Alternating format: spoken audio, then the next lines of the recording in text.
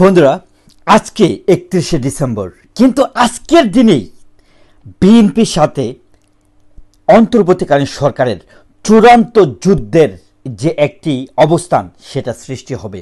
বন্ধুরা, এই যে আজকের দিনের যে নাটক, যে রঙ্গমঞ্চ সাজিয়েছে সমন্বয়কারীরা, হিজবুত তাহরীর সদস্যরা, ছাত্র শিবির এবং অন্তর্বর্তীকালীন সরকার নিজের নামটাকে গোপন করে সেই চক্রের সাথে পুরোপুরিভাবে এই দাবানলের ভিতরে ঢুকে যাচ্ছে বিএনপি এবং সরকারের মধ্যে ডিরেক্ট যুদ্ধের।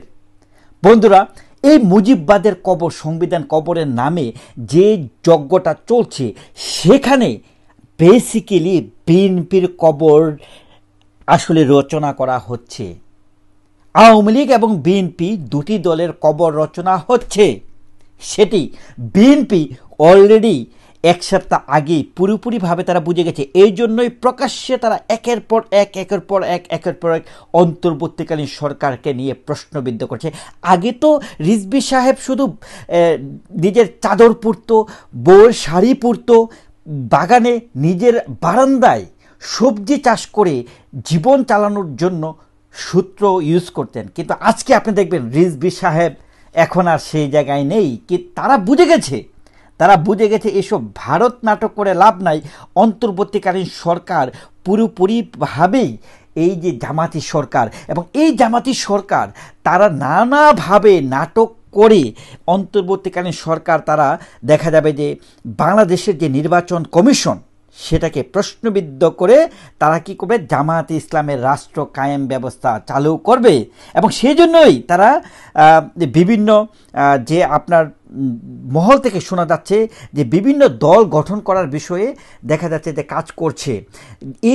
এই জিনিসগুলো করছে তারা বেসিক্যালি বিএনপিকে পরাজয় করার জন্য। কারণ আওয়ামী লীগের তো আসলে কোনোভাবে পার্টিসিপেট করার মতো সুযোগ নেই, নেতাকর্মীরা আসলে পার্টিসিপেট করার মতো সুযোগ পাচ্ছে না, যে জায়গা মতো দেখা যাচ্ছে যে লুকিয়ে আছে।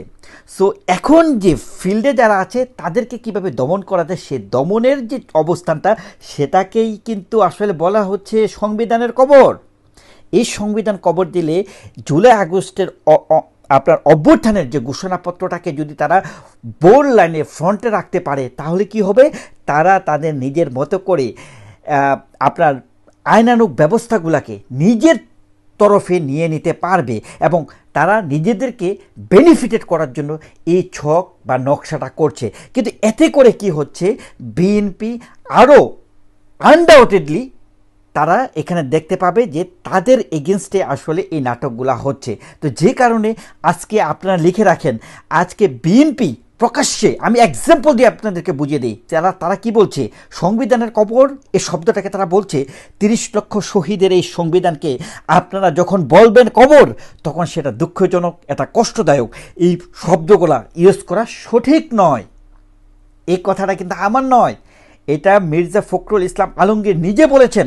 তাদের আরও বেশ কয়েকজন সিনিয়র পলিটিশিয়ানরা কিন্তু সেম কথাটাই বলেছেন। তার মানে হচ্ছে এই যে রাষ্ট্রপতি অপসারণ, সংবিধান বাতিল, সেনাপ্রধানকে বাদ দিয়ে, কারণ বর্তমানে সেনাপ্রধান হচ্ছে দড়ি মাছ না ছুঁয়ে পানি, এমন অবস্থানে তারা চাচ্ছিল যে সেনাপ্রধানকে পরিবর্তন করে তাদের নিজস্ব জামাতি যে ফোর্স সেখানে সেনাপ্রধান বানানোর, কিন্তু কোনোটাই যখন সাকসেসফুলি তারা ইমপ্লিমেন্ট করতে পারলেন না। এখন তাদের যে নতুন চাল, সেই চালে আসলে শুধু আওয়ামী লীগ নয়, তারা চাচ্ছে বিএনপিকে আসলে চিরতরে -2 ফর্মুলাতে ফেলতে। কিন্তু এই জন্য আমি বললাম যে বিএনপি এবং জামাত ইসলামের, বিএনপির সাথে সমন্বয়কারীদের, ছাত্র দলের সাথে ছাত্র শিবিরের, আপনার তারেক জিয়ার সাথে, বেগম খালেদা জিয়ার সাথে ডক্টর মোহাম্মদ ইউনূসের ডিরেক্ট যুদ্ধ শুরু হয়ে গেল আজকে 31শে ডিসেম্বর থেকে। আমি সেটাই চাচ্ছিলাম, কারণ বিএনপির, আওয়ামী লীগের এখন যুদ্ধের ব্যতীত কখনোই এই হায়নাদের কাছ থেকে, পাকিস্তানি হায়নাদেরকে তারা যেভাবে ইম্পোর্ট করছে, তাদের হাত থেকে কোনোভাবেই দেশকে রক্ষা করা যাবে না উইদাউট ওয়ার।